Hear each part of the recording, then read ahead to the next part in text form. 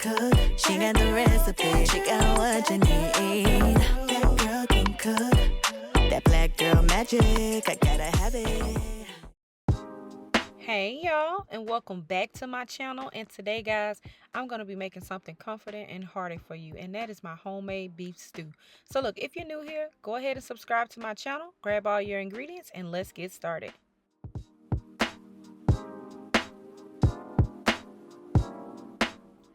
Okay, guys, so look, first we're going to start off with some beef stew meat. If you don't want to use stew meat, you can use a chuck roast that you can cut into cubes, okay? But I'm going to go ahead and have mine cut. So I'm using this 1 pound of meat, and I'm going to put a little bit of olive oil on it, as well as a tablespoon of all-purpose flour. And then we're just going to season this really lightly. So I'm doing a tablespoon of onion powder. Yes, a whole tablespoon, because this is going to also help flavor our base. I'm also going to use a teaspoon of coarse black pepper, and I'm going in with a tablespoon of seasoned salt. If you want to use regular salt, you can do that. Or if you want to use all-purpose season, hey, it's up to you, okay? Use whatever you like. Now, go ahead and take a spoon, mix that so it can be evenly coated. And then we're going to set that to the side until we need it, which is right now. All right, so we're over medium heat. This is a Dutch oven recipe, but if you don't have a Dutch oven, you can use a regular pot. But go ahead and grab your pot. Make sure it's hot. Okay, get it nice and hot. And I poured in about 2 tablespoons of duck fat. But look, you ain't got to go get you no duck fat. Just get you some oil. I had some sitting in the corner, so I'm going to use it. And add your meat to this pot. Now, you want to sear it in one layer. Do not have the meat standing on top of each other. It's going to produce a lot of liquid. We don't want that, okay? Sear it in one layer. And once you get that good, nice, brown, beautiful crust, go ahead and start flipping them. That should take about 2 minutes per side, you guys, all right? If it takes any longer, that means your meat is a lot bigger, or that means your pot is not hot enough, all right? So go ahead and get that nice and seared. Then we're going to remove those and set it to the side. Look at that. It makes you want to eat it right there. They're not all the way done, but they're not completely raw either, all right? And they will be a little tough at this stage too. So don't try not to eat it. Now look, I'm going to go ahead and take my veggies and I'm going to pan sear them right here in all of that good fun. So I'm doing 1 whole yellow medium onion that's been diced. I have 2 stalks of celery that I diced. If you want to leave your onions and your celery a little bit thicker, you can do that if you want it to be chunky. But I just diced mine because why not? All right. If you need to add a little extra oil to the pot, go ahead and do that. But go ahead and sweat these onions down for about a minute or two. I'm going to add in a pinch of salt because I like to season my aromatics. Y'all should know that by now. And I'm just going to cook that down just for a minute or two.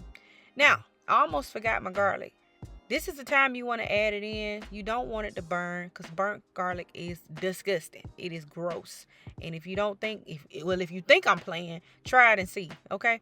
But no, go ahead and add your garlic in once you sweat those down. Give it a quick stir, and now it's time to build the base of our stew. So I'm adding in a tablespoon of tomato paste, and then I'm going to go in with a tablespoon of the better than bouillon beef base. There we go. It's a lot of bees right there. But go ahead and put that in. That beef base is going to give it a lot of flavor. And y'all, beef base is so highly concentrated.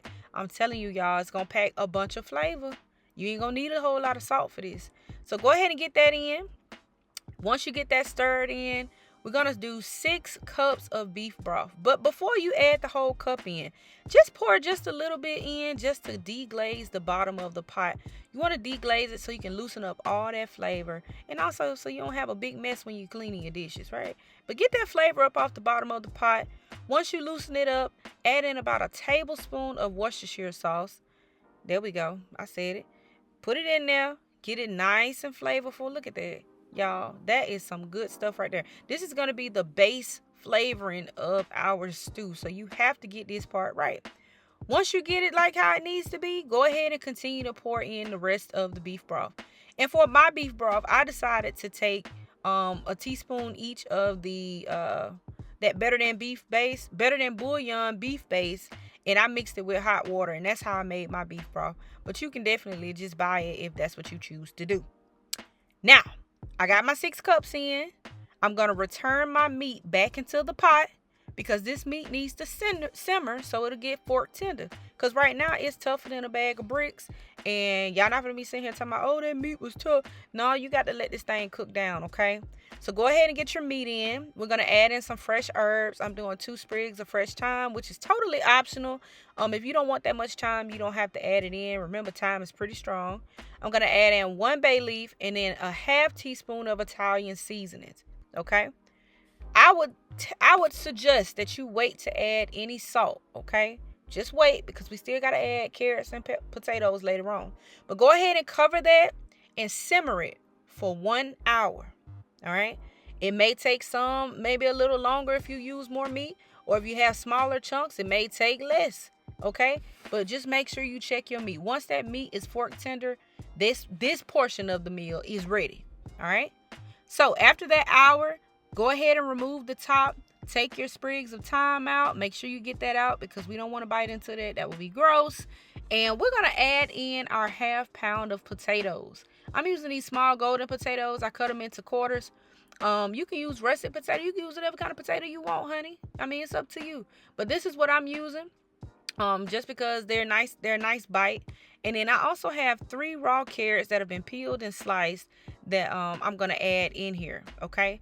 Remember, you can make them as chunky as you want. You can make them smaller. It's up to you. But with beef stew, we like to leave it just a little chunky. All right. Once you get that in there, go ahead and cover and simmer it for an additional 15 minutes, or until those carrots and potatoes are fork tender. And honey, that is it. I'm going to add in some fresh parsley, because this brown is killing me, y'all. I mean, it's a beautiful brown, but I need some color, y'all. I got to have some color. The carrots were given. The potatoes were given. We had to throw some green in there, okay? So look at that. Look, y'all, that meat was so tender and delicious. That's it. That's all that's to this. So guess what? We're going to go ahead and plate up our beautiful creation.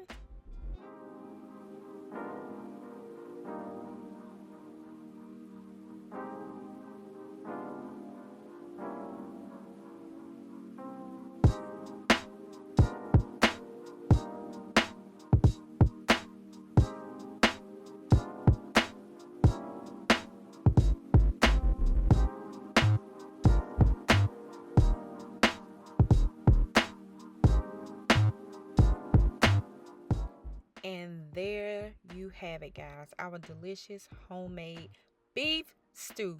Y'all, hearty, delicious, comforting, and perfect for this wonderful, cool weather that we are transitioning into. Okay? So look, as always, I want to thank you guys for watching. Thank you for tuning into my channel. And if you try this recipe out, let me know down in the comments. And I will see y'all next time in the next video.